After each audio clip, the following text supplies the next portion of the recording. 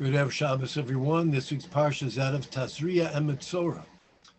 Parshas primarily deal with the affliction of tsaras, a skin discoloration which cannot be attributed to any medical condition, and the individual is brought to the Kohen who proclaims that he is indeed a Metzora.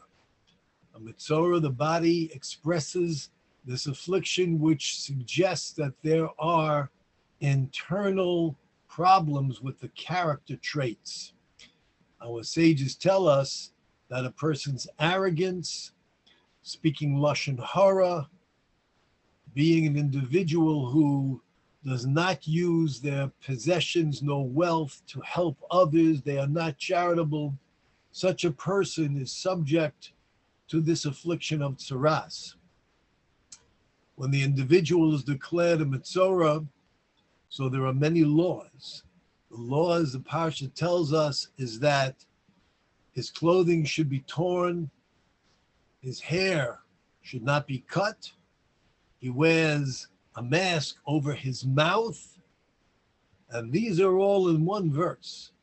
Our sages, the Kli Yakar, explains what is it about these three things. The hair on the top of the head should not be cut, because this person who thinks so highly of himself, that he stands in judgment of others to be so critical, not looking within, perhaps at his own flaws and limitations, but rather he stands and he looks at others as if to say, I'm in a position to be critical. This arrogance, so the Torah says, the hair on the top of your head, you think you're on the top of the world. On the contrary, the hair will not be cut, indicating that there is indeed a problem with your perception of your own stature. In addition, his clothes are to be torn. Why? Because the clothes represent an individual's possessions and how he appears unto others.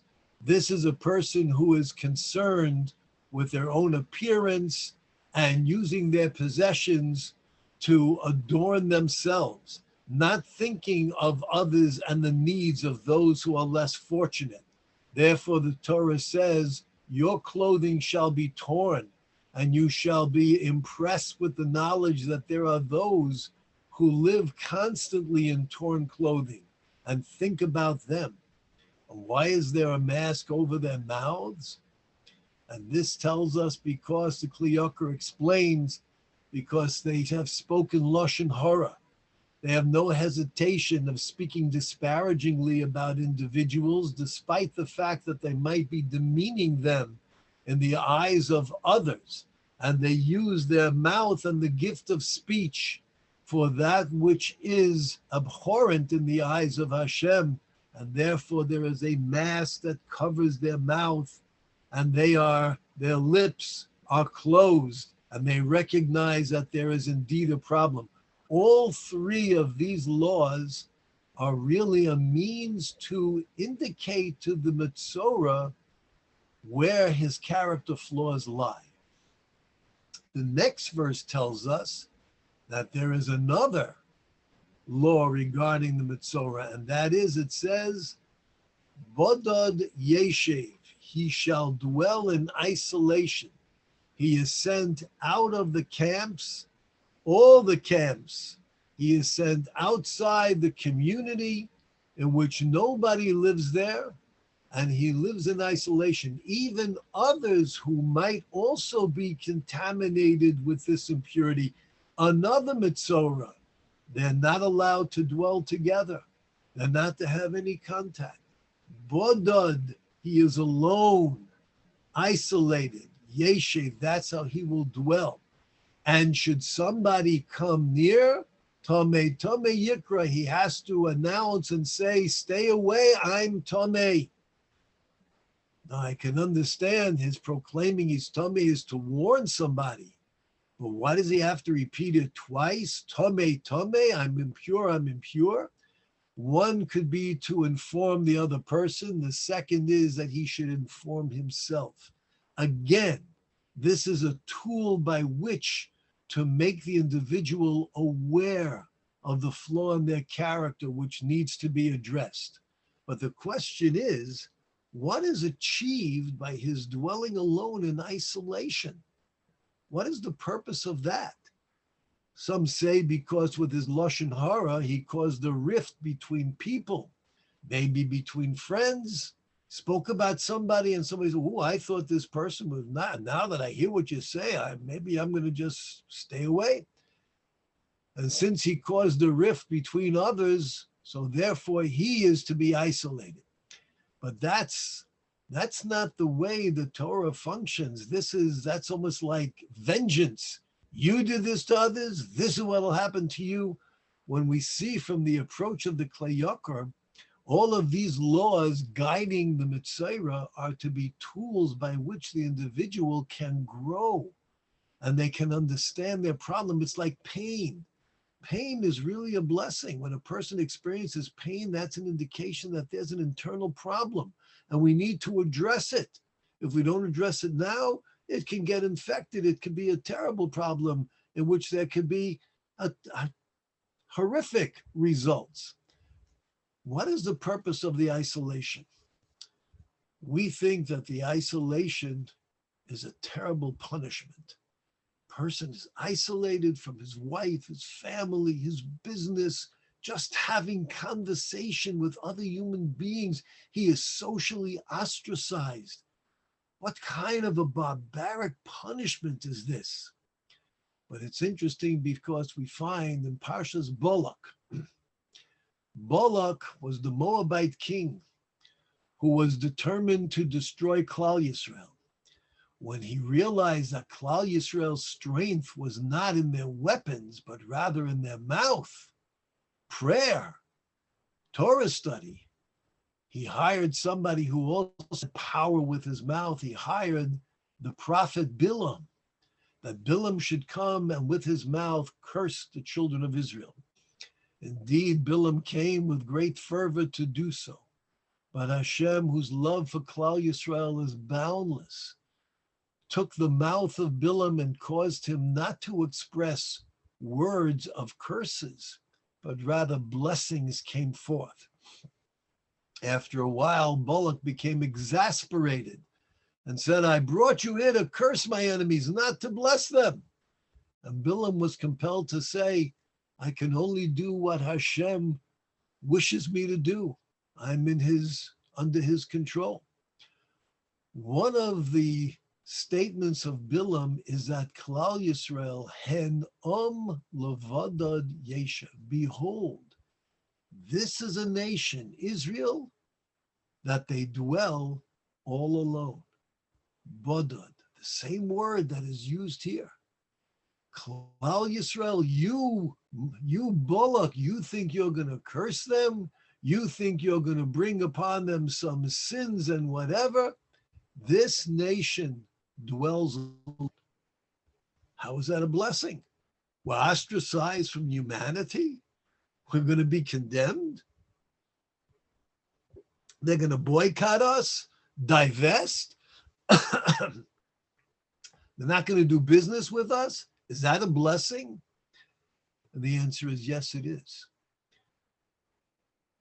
The words of Bilam are showing us the success of Klal Yisrael comes not from our integrating ourselves and assimilating amongst the nations of the world. Oh, of course we should do business. Of course we should maintain proper relationships. Absolutely. We see that Klal Yisrael did this always under when we were living under King David, King Solomon, the righteous kings of Israel. Of course, we engage in commerce, but we should never assume that our success is dependent and limited to our interactions with the nations of the world. But rather, Henom, this is a nation, Levadav Yishkain, they dwell alone. You know why? Their success is not found as they assimilate and they integrate and they intermarry and they compromise their own principles.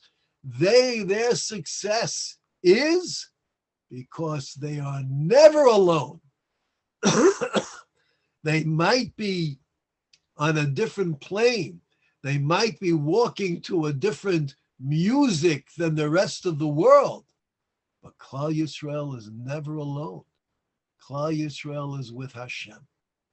And as we dwell with Hashem, when we dwell following the precepts and the laws of Hashem's Torah, maybe the nations of the world are going to tell us, we'll have nothing to do with you. As long as we are walking in the footsteps of the Torah, as Hashem has presented to us, we're never truly alone. This is the bracha that Bilam is telling Balak. And it's in this Torah for all of us to know and appreciate. And this I'd like to suggest when the Torah tells us that Bodod Yeshev, the Metzora, dwells in isolation. It's not intended as a punishment, but rather it's intended to give him the opportunity to reflect and to recognize that one's social position does not determine their success nor their happiness.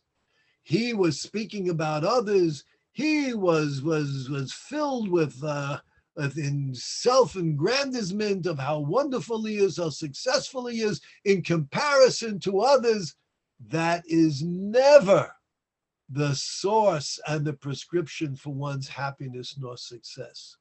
But rather, even if a person is totally alone, isolated, we can still feel the comfort of knowing that we are not alone, that Hashem is with us, and we always have someone to speak to, and we always have someone to turn to, and we always have someone who is waiting for us.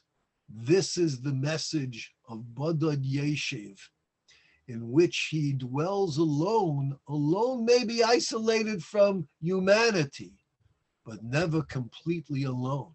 And then Tomei Yikra, then he will tell those who do come, I'm Tomei. I've come to that realization. I recognize, I see my flaws. I see my weaknesses. I recognize where I have to improve my character. And why? Because I had the opportunity to be alone with my thoughts, alone with myself, alone with my soul, alone with my Creator. The Bodod Yeshev is not necessarily a punishment. It is the means by which this Metzora will be able to recognize his true meaning and purpose for existence. And that is in his relationship with Hashem. And when he understands this, he'll have a totally different perspective in regard to other human beings who are also the chosen children of Hashem and created in the Tzelem Elokim, the image of God.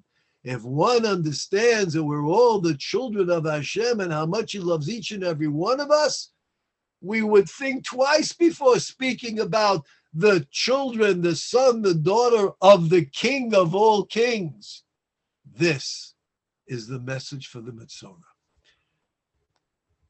With everything happening around the world, and especially with Israel, and with our enemies still rising, and with voices of those who are defending those on the college campuses who cry out for Palestine and the Palestinians, and it's shocking to see how corrupt their thinking is, how they could defend such things, such atrocities, such horrific actions, how they could support the Hamas, and they want to isolate. They keep calling for the boycott, the divestment, isolating Israel. One thing we should know from this Parsha, and know it clearly, and have it etched in our hearts. Klal Yisrael is never alone. We might be Bodod Yeshev, but Hen Levadod Yishkein. This is a nation that dwells with great success when they're alone, because we are never truly alone. We are always with Hashem. Stay safe, stay healthy, stay Jewish.